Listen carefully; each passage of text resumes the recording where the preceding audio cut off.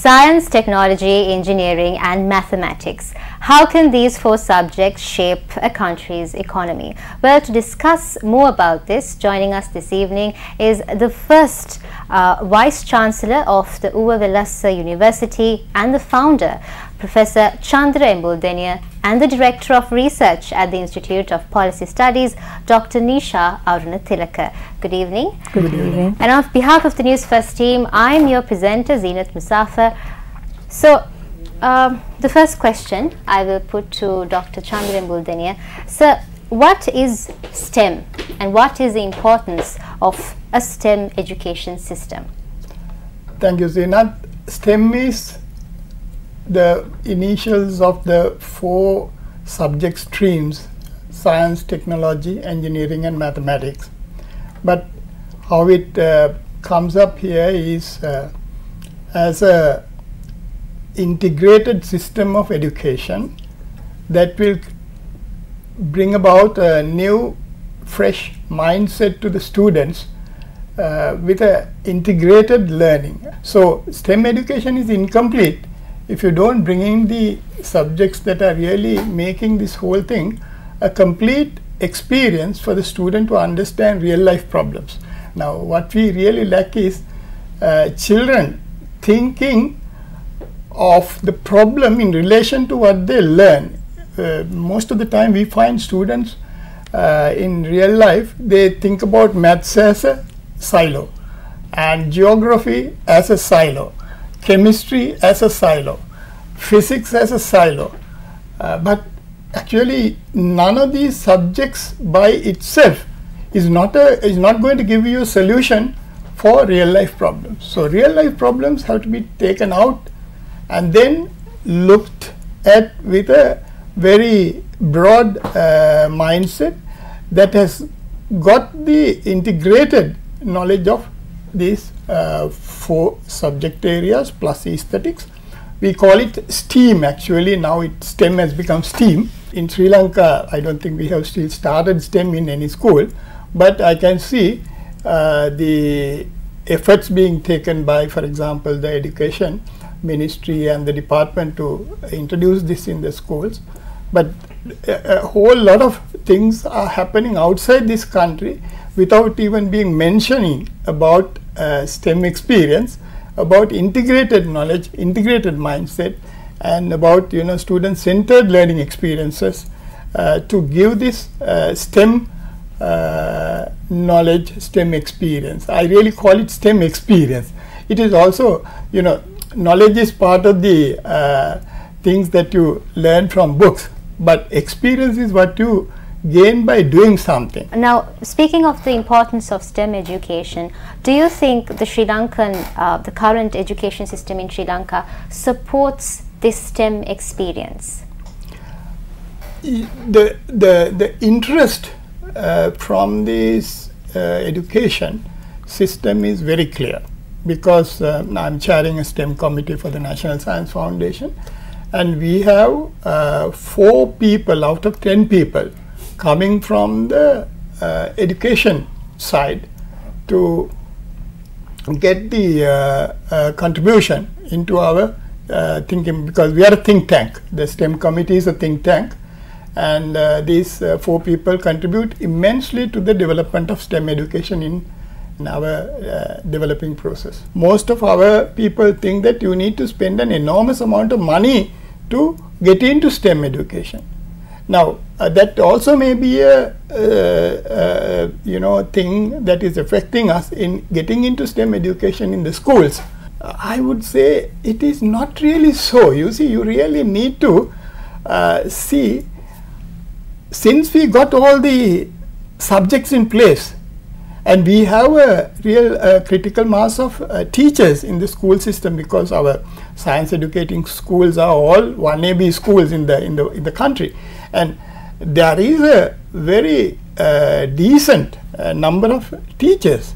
So all we got to do is tweak a little bit of the science curriculum, for example, and then tweak a little bit of the maths curriculum, and also get the other curricula that is coming into the aesthetic segment, so that they contribute in the STEM learning process.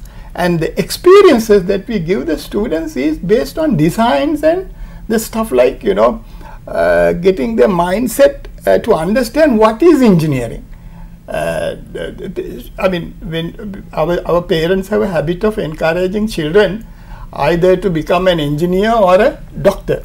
Now, both these are real heavily STEM oriented disciplines. Heavily STEM oriented. I mean, they might think that the doctor is not a STEM person, but today, doctor is operating on a digital platform really. So, you really need to get the students to understand STEM effectively to transform their thinking from the silos of learning to integrated set of disciplines. And that's the mindset that we really want to create in this country. Next question is to you, Dr. Tilaka.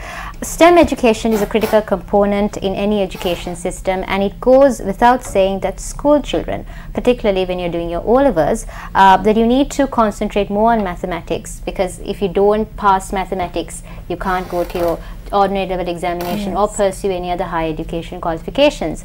So, according to an IPS report in 2015, 45% of students who sat for the O-levels failed or only conditionally passed the exam due to failing mathematics. This is especially alarming given that passing O-levels remains a prerequisite for more further education courses. Now, what measures has the government taken to encourage STEM education or STEM subjects among school children? So, this Dr. Emil Denier was talking about the fact that we have 1AB schools where STEM education is carried out, but the problem is the quality of the teaching. Now, if I go back to the earlier question that you asked, Professor Emil Denier, why STEM is important. If you look at it from an economic perspective, around the globe, countries for growth now look for innovation.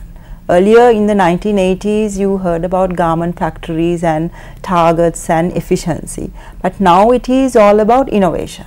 It's about smart ways of doing things, not doing things harder. So, to be innovative, only you need the skilled people and STEM education. And as Dr. Abuldené very correctly said, that is why this creativity is also important, not science, technology, engineering and mathematics. Along with that, you need creativity. Otherwise, you can't put things together and innovate. So, just going back to your question about teachers, you know, just having a knowledge of mathematics is not sufficient to inculcate the innovative abilities of students. You know, in any other country in the world, you find teachers are highly qualified individuals. They not only have a degree, they have pedagogical training, plus they are trained in the particular subject that they teach. But if you look at in Sri Lanka, a lot of the teachers who are recruited into teacher service, they either just have a degree or they have a diploma in teacher training. A lot of them, you know, they don't have a degree. Moreover, the number of teachers who have a degree, the pedagogical qualifications and are science educated are very little.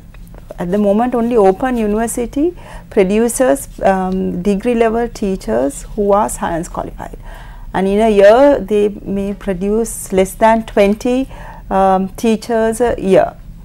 So, we need to really relook at our pre-service teacher training in Sri Lanka. You know, at the moment only a handful of universities in the countries have education faculties and a few more education departments, but we really need to expand that. You know, to get the students to climb that ladder, actually we need to really inspire the students.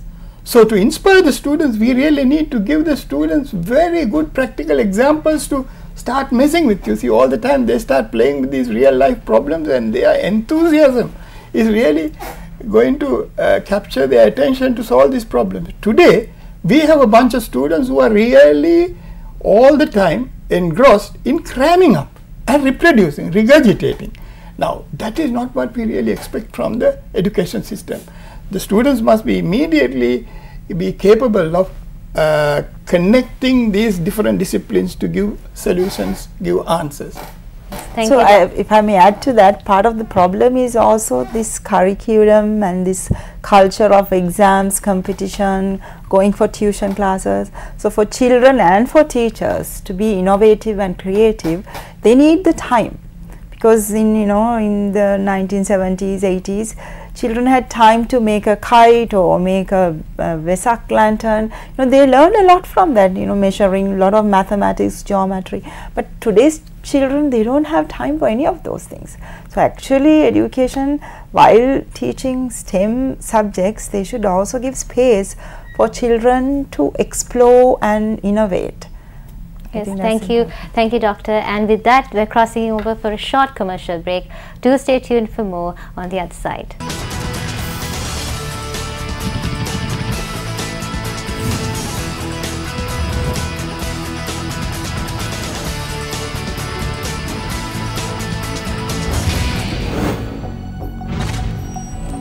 Welcome back to Busy in Focus. Joining us this evening is the founder and the first Vice Chancellor of the Uvavillas University, Dr. Chandra Embudenia, and the Director of Research at the Institute of Policy Studies, Dr. Nisha Arunathilaka. We were talking about STEM education in the country. Doctor, is there any underrepresentation of women in STEM fields in Sri Lanka? Zeenat, a lot of people are going to be angry with me for my answer. You see, it is actually in the education sector, in the school education, it is the men who are underrepresented, not really women. So I mean, somebody can challenge me on that. Yeah. But it is actually 1 to about 3 women in education that I find from the statistics that is available. It's freely available on the internet, you can see. So, and also I think quite rightly, because I find a lot of the graduates preferring to go for teaching due to very personal reasons of the, our culture is such that, parents don't like the females to go and work in a factory, or, the companies are reluctant to recruit females to work on a factory floor or to put them into a plantation site. I have a huge issue with the companies and the industries not taking enough females to work in their companies. That is real. I think there is a huge issue there that we can discuss.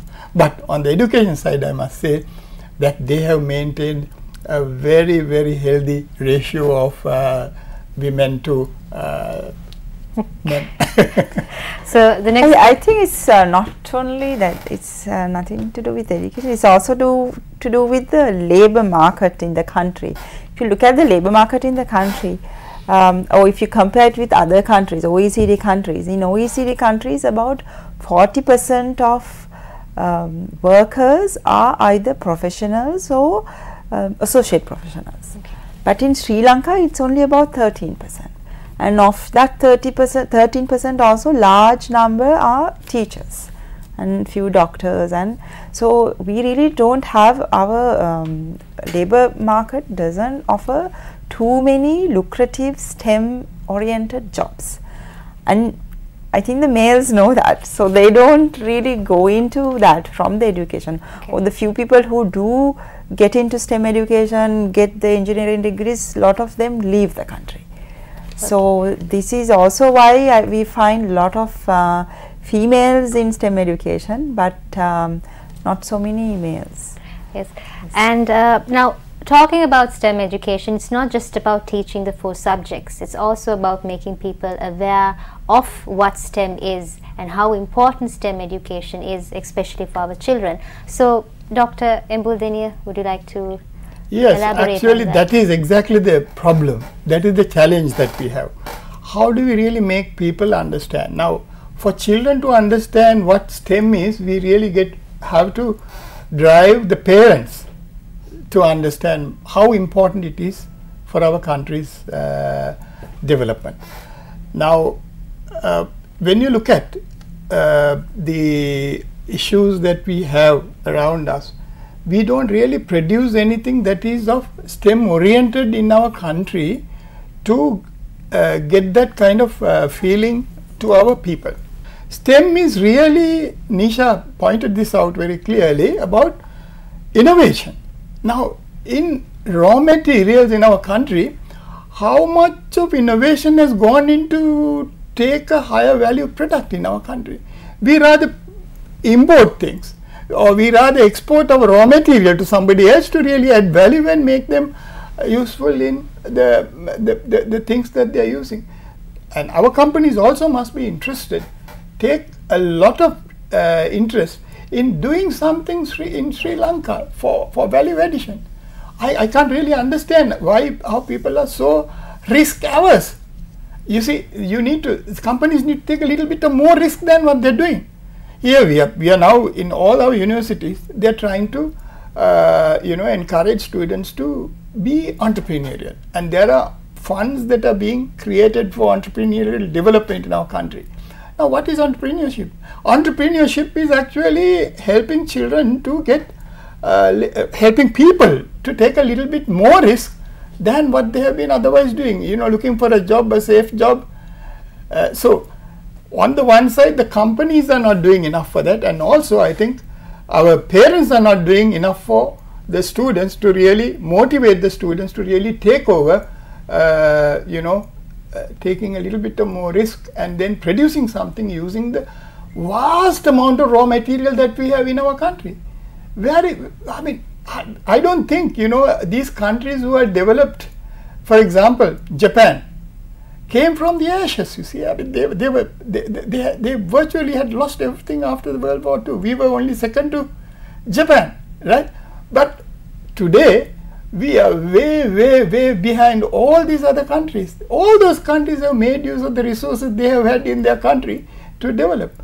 So, in our country, we have not had the people who really wanted to invest in the conversion of our raw material to higher value products. Now, what those countries did was really imported the raw material from us and then transformed that raw material to higher value. I can give hundreds and hundreds of examples. So, I really need to motivate the parents also to change. Our parents are also very traditional, looking into the, to have the daughter near you and then the son, getting into a job that can be having a pension. This pension has become a real burden for us, you see. I mean, ours is one of the countries that offer the best social security systems. But we really are not really helping our students to really make use of the opportunities that STEM education is presenting to them, or technology development in our country is presenting to them. I hope this transformation will take place in time to come, so that parents can also be part of this transformation. Students will one day have to step onto this ladder unless we are nowhere in this world. You see, we really need to do the transformation. But parents, I think as they get older, like me, I think they have to encourage their their children to change their mindset. And the teachers, that is where the teachers come in, because the 240,000 teachers that we have in the school system all have to have one keyword for this next year: STEM. So they should be talking about STEM, they should be studying STEM, understanding STEM, and then they should be understanding, when they teach, how they can connect their subject to STEM. So basically we really need to only give this value to the people who are the transformers of society, that is mainly the teachers, school teachers, because children spend about 6 hours face to face with these teachers, and also when they go home, the rest of the time is with the parents, but parents spend not much time trying to transform children, but they try to teach values to students. But the point is, we really need to have this STEM transformation in the country. Now, before we wrap this in focus, one last question, Doctor. Now, STEM is something that keeps on growing, it keeps on evolving. So, how do we, especially the younger generation, keep up with this change? Our education system, it's not changing fast enough. technology is changing so fast. You know, though your smartphone, for example, every year you get a different version of the smartphone. So it's very difficult to keep up with technology. You know, in Sri Lanka, a syllabus change happens every 8 years or 5 years, and that's too long. You know, it worked in the 1970s and the 80s, but today that is not the way forward.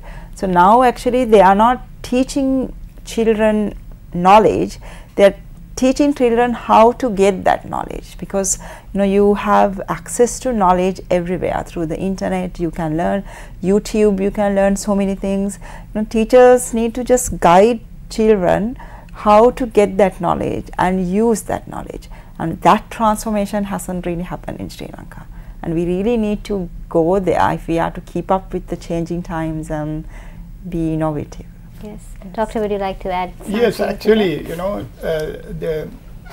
now this is again connecting with the thought, the chain of thoughts that I was trying to develop. Actually, the students' development will put our country on the technology map. Now, if I really want to transform this country, what I would really do is to give our country the position that it is looking for on the one side, on the other side really transforming the poor indices to become good indices. Practically, what is our strategy to transform the indices? It is not money really, it is spending money wisely. You really need to get the children from the small kindergarten level to, I mean, I'm using the word kindergarten because that's how I grew up. Now it is different, but it has to really go to the grade 13 and beyond. Now the universities are making a good effort really. They are really making a good effort in the sense they are introducing entrepreneurial education, which we started at Wellassa, and also they are giving now we have the technology faculties in all the universities, so which is another transformation.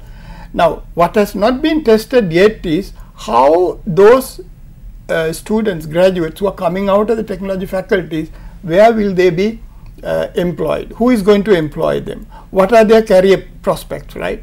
So these things have to be given. The student must not have a technology degree, come to the streets and then demand, give me a job, give me a teaching job, I am jobless.